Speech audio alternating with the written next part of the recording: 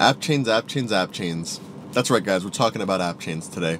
I'm essentially just going to run through very quickly what an AppChain is and why I personally think they're not going to make it. Stick around and you'll find out why, okay? Anyways, real quick, what is an AppChain? So an AppChain essentially is a blockchain that is very specific to a specific niche. In this case, take Ethereum, right? Ethereum is a generalized blockchain. Where on the other end, let's say, an AppChain would be, take something like a DEX. Pretty much a blockchain that is very specific, that pretty much only allows one application to run on it, which in this case is a trading application called DEX. You can't do any NFTs on there, you can't do like any other type of smart contract kind of implementations there. It's only like a very strict set of smart contracts, or I guess types of smart contracts that can be deployed. That's another example, by the way, is Immutable X, which is like an NFT kind of trading platform, so on and so forth, right? And there are also different flavors of AppChains you can get into, like DeFi Kingdoms, and I guess you could say Axie Infinity to a certain extent. I don't know if you would count that as an AppChain. But there are different types of AppChains that exist out there, all in different flavors, just like any other blockchain. For quite some time, there's been it's kind of like belief or movement that AppChains are the future to scale blockchains or scale Ethereum or whatever it is, right? I'm going to say that is false. While there are certain, I think, advantages to AppChains that we can kind of agree with, I'm going to go through why I think AppChains actually are probably, not to say that there'll be no use case for AppChains, but I do think that they're a lot more overhyped than what they seem. Let's run through it. Let me run through why. Number one, and this is probably like one of the biggest reasons in my opinion, is interoperability and just kind of, you could say, connectivity. Is that a thing? Part of the whole kind of crypto blockchain hype, or kind of the whole point of crypto and blockchain, in my eyes, is the permissionless nature that it provides, especially when it comes to developing applications that allow you to interact with other ones. For example, let's say I make an application like a Uniswap, for example, right? Let's say I make a Uniswap, a trading platform. If you're on a generalized blockchain, assuming that's where you made that trading platform, someone else can go ahead and say, oh look, these are the smart contracts that Hunter used to make that trading platform. I want to leverage that to build on top of it. Let me just go ahead and plug it in, and bam, I can make another application. What I'm saying there is that you don't need to speak or even interact with anybody to build on top of someone else's platform when you're on the same blockchain. You know, it makes building and pretty much integrations and interoperability so much easier and smoother and quicker because you're able to collaborate and build with other people in a very, very seamless manner. Which is why, for example, in Arbitrum, you have tons of projects building on top of each other, really kind of bringing the whole DeFi Lego kind of ethos to life, because there are no roadblocks to building on top of each other. I mean, you have the social ones where maybe you want to talk to the team first if you want to, but you don't even need to do that.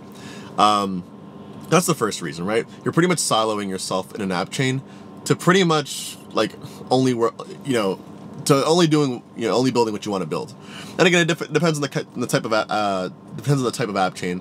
But like, again, let's say for example you make a trading platform on an app chain, right? And you want to do some sort of integration with another trading platform or another NFT platform, but you can't because because there are no others on the app chain. It's only you. You're on an island by yourself.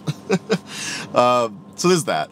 And by the way, like, I do realize that there are some blockchains, for example, like Cosmos, that are out there that allow you to integrate with other different kind of Cosmos-based blockchains as well in a seemingly interoperable way. But what I'm about to jump into right now is where that kind of falls apart, and that's where the security assumptions come into play. In this case, I think like IBC or like cross-chain interconnectivity is kind of what the Cosmos ecosystem is really known for. As great as that is, by the way, as cool as I think that is, by the way, like the fact that you're able to kind of connect to different blockchains in a seemingly seamless manner, you still have the issue of the less secure blockchain being the weakest link. What I'm saying here is that you could have two different Cosmos-based blockchains, right? whichever whichever blockchain has the pretty much the weakest security, that's essentially going to be like your like that kind of that lowest point of failure, if that makes sense. So if you have two blockchains, one is high, one is a lot more decentralization, a lot more validators, etc., versus the other one, it it almost doesn't even matter because you're taking from the security of the lowest one, essentially. Like if that blockchain goes down and you're kind of connecting back and forth with it, swapping tokens with it and whatnot, you're gonna be affected no matter what. A good example here, by the way, is like the Terra situation, like what happened with Terra Luna. They had their own Cosmos-based blockchain, and not that it necessarily took down the other Cosmos-based blockchains, because to my understanding it didn't, but like their token and the fact that it was so easily interoperable with the other different kind of app chains, pretty much made it so that like Terra and like Luna, like those two tokens, were essentially like a contagion, and it really messed up the entire ecosystem there. Part of that may be more of like a stablecoin issue, but we don't need to get into that. Point being is that your weakest link is essentially your kind of central point of failure there, and security assumptions are really important when you're making these different chains. And for the most part, app chains do have to validate themselves, which is kind of a huge issue, in my opinion. Depending on the type of chain, of course, because some app chains can be layer 2 and some can just be their own layer 1s. Again, so many a ton of different flavors here. And the last thing, by the way, is I mentioned interoperability and kind of connections, but in this case I'm going to kind of end here with integrations. Now this is going to be, I guess, more so like an adoption play. I currently work at Arbitrum. I help scale Ethereum via layer 2. Shout outs to the team. And something that I've noticed while working here, and mind you, I've been in this space for 5 years now, which is insane. I've seen a lot of blockchains come and go. And one thing I've noticed is just how quick Arbitrum, and honestly even other layer 2s, have been able to like gain adoption very quickly amongst ecosystem partners. And I think a lot of that is, number one, because we're Ethereum aligned, to be honest with you. Like, obviously we're Ethereum aligned, but we also directly inherit security from Ethereum. So that's the fact that those two things are true, I think, makes it so much easier to gain adoption. Because people just believe in Ethereum, obviously.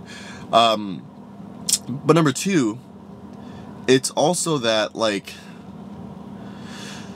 so when you have, like, obviously, you're on Ethereum, and you're taking the security from there as well. It's so much easier to trust that your chain will be a lot more secure versus you just making your own app chain with its own validators, its own security assumptions, and all that stuff. And again, layer 2s do have their own security assumptions as well, to be clear. But like, from a decentralization standpoint, it's just so much harder to sustain your own app chain. It's ridiculous, and that's kind of the issue. It's like multiple issues there, but all in all, is there a use for app chains? I think there is. Whether it's like centralized companies using them for their own personal servers or blockchains, whatever it is, or even like at some point, if you do want to get a little more niche, and accept the fact that maybe you won't, see the same level of adoption or speed of adoption as you will with other chains, and you don't want, for example, one app's kind of user activity to affect the chain's congestion, and then that'll all of a sudden affect your users. I get that. But it's like a society, dude. Living on a blockchain is like living in a town, in a community. To me, it's like making your own app chain is literally like saying, okay, I'm gonna pretty much just like leave town. I'm gonna make my own little society by myself and sustain myself that way. You realize how hard that is?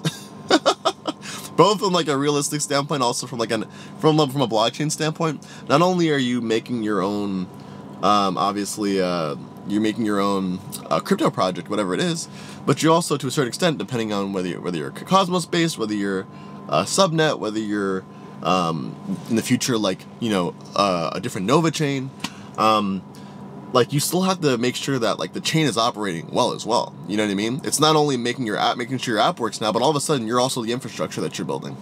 So there's a lot of different reasons why I think AppChains are nowhere near as realistic as people think they are, or will they gain as much adoption as people will think they will. But I just wanted to give my 2 cents on it.